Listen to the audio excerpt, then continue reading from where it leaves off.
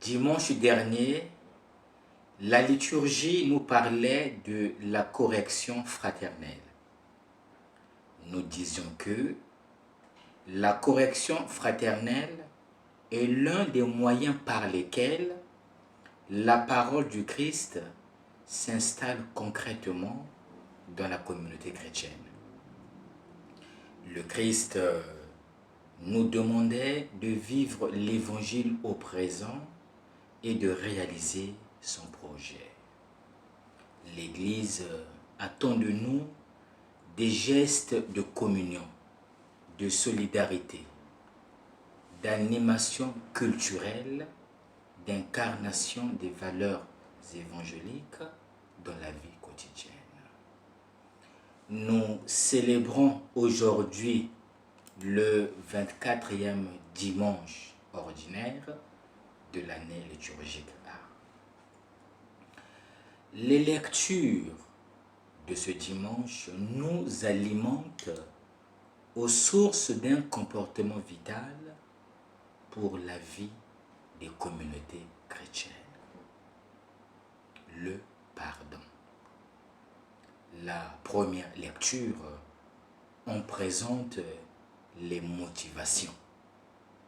Et Jésus, dans l'Évangile, en fait une question vitale pour nos communautés chrétiennes.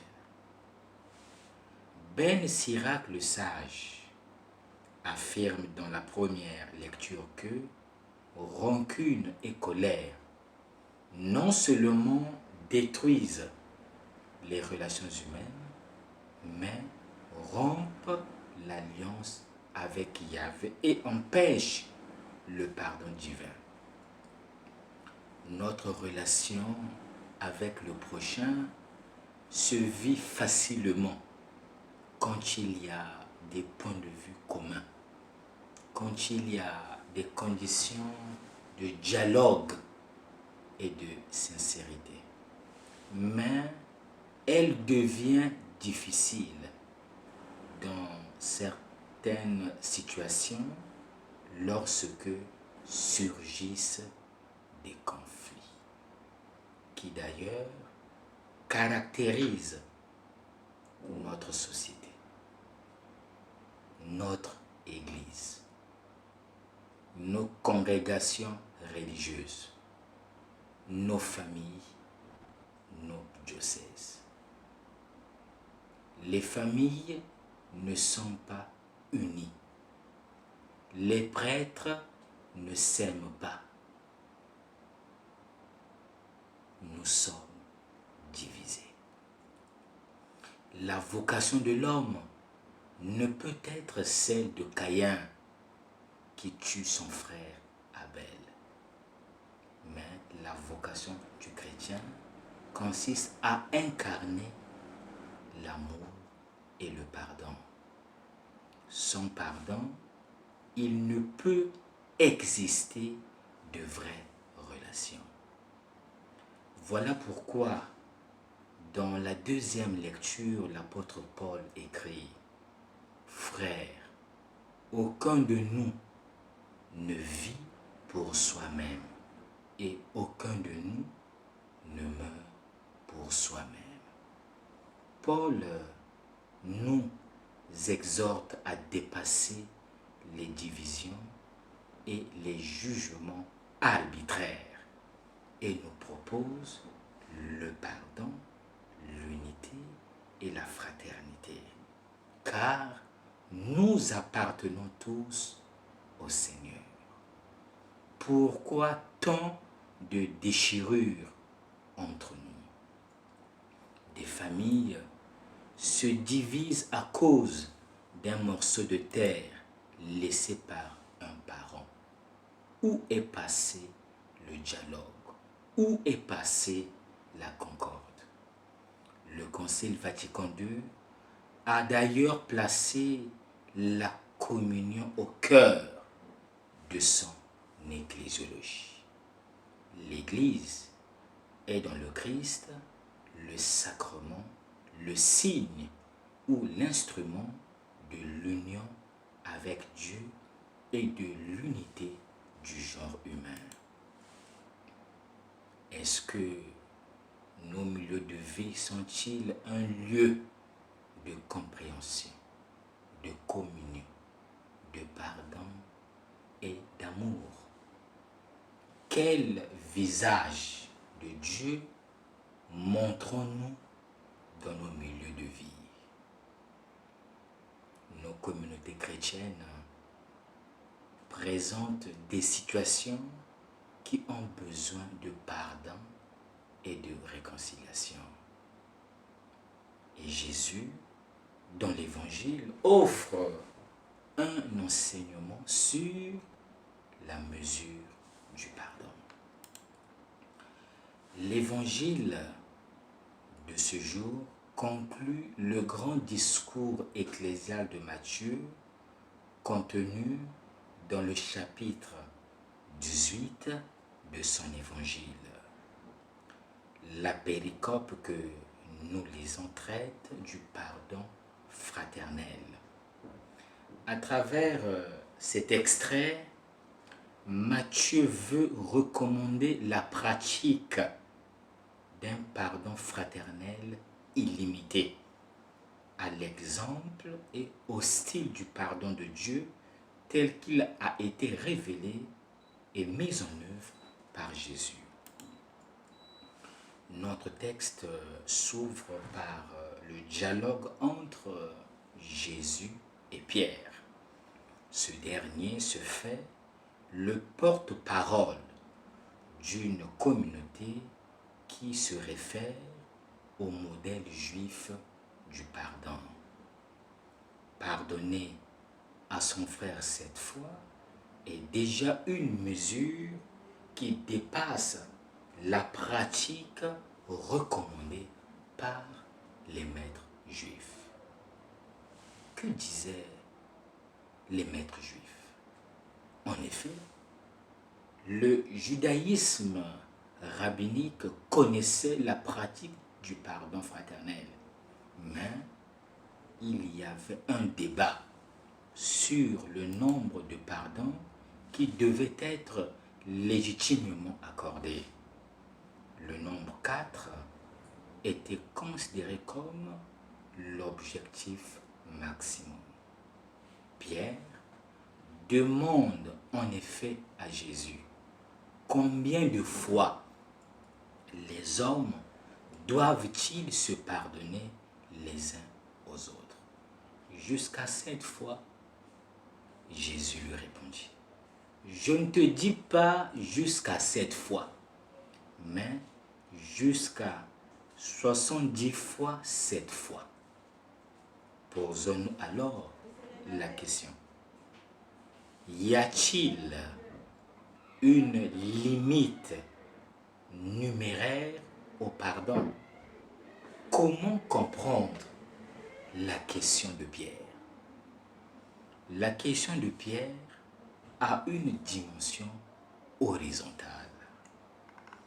La réponse de Jésus, quant à elle, complétée par la parabole du serviteur impitoyable, déplace le problème à un niveau vertical.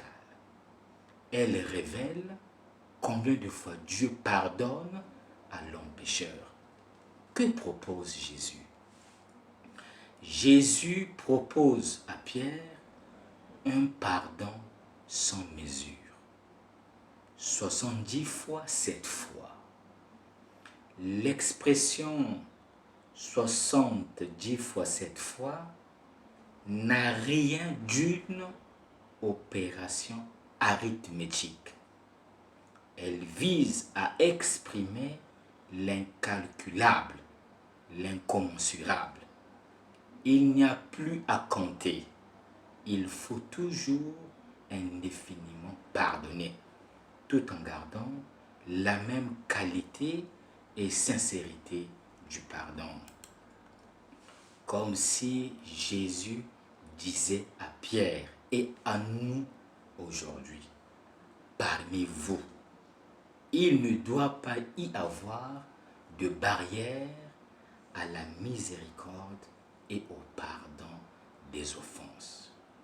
Même si le frère ne se corrige pas et retombe toujours dans la même faute, il ne faut pas cesser de pardonner. À travers donc la parabole du serviteur impitoyable, Jésus entend donc indiquer la méthode de Dieu qui transcende les critères humains, les paramètres habituellement suivis dans notre société, et fait apparaître un style différent marqué par la libéralité et le pardon total. L'amour ne connaît pas de mesure, c'est un don inépuisable. En Dieu, l'amour subsiste dans la perfection, alors que chez l'être humain, il est soumis à des limites et à des conditionnements. C'est ce que confirme le comportement absurde du serviteur qui, après avoir obtenu la remise de sa dette, exige malheureusement à celui qui le doit de payer sa dette. Paye ce que tu dois. La mise en œuvre du pardon évangélique, au contraire, demande d'accepter de perdre encore, comme le Seigneur a déjà pardonné et pardonnera Pierre. Le pardon constitue une perte. Perdre la dette au bénéfice d'un retour en grâce. Perdre peut-être même la face pour mieux gagner encore son frère du fond du cœur. Quel est l'enseignement à retenir? La volonté de Dieu de pardonner ressort de la Bible. Le cœur de Dieu n'est pas le cœur de l'homme. Ses voies ne sont pas nos voies. Nous avons tous besoin d'être pardonnés par notre frère et d'avoir quelqu'un à qui pardonner. C'est pourquoi la voie du pardon mutuel est la voie du salut. Et l'Évangile en fait une question vitale.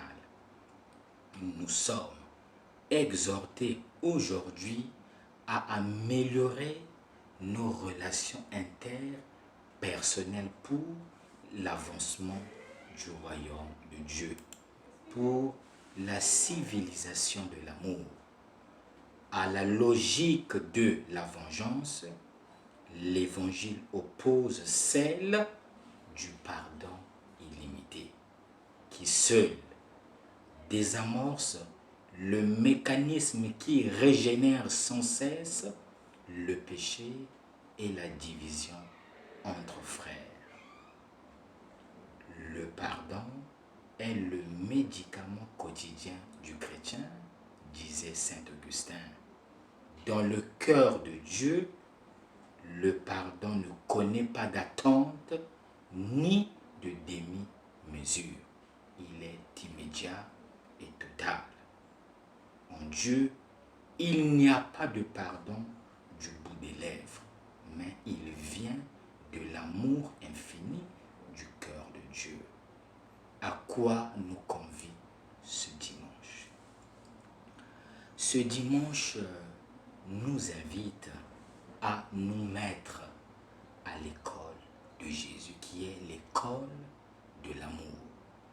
Le Seigneur nous enseigne aujourd'hui la mesure du pardon à accorder et comment le chrétien doit se comporter.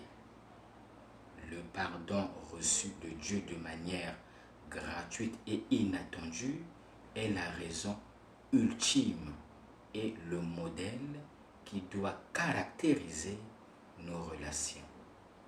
Cette pratique du pardon doit mûrir du cœur.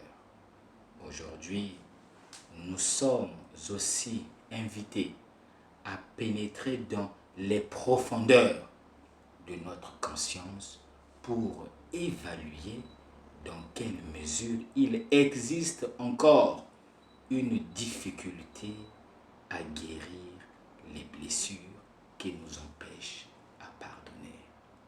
Enfin, aujourd'hui, nous devons évangéliser nos cœurs. Quel visage de Dieu montrons-nous dans nos milieux de vie? Le visage d'une Église réconciliée et réconciliante, ou bien le visage d'une Église divisée? Que nous reste-t-il à faire? Il ne nous reste plus qu'à conjuguer le verbe enseigner. Que le Seigneur nous enseigne la mesure du pardon et devenons des artisans de pardon. Bon dimanche à tous et que Dieu vous bénisse.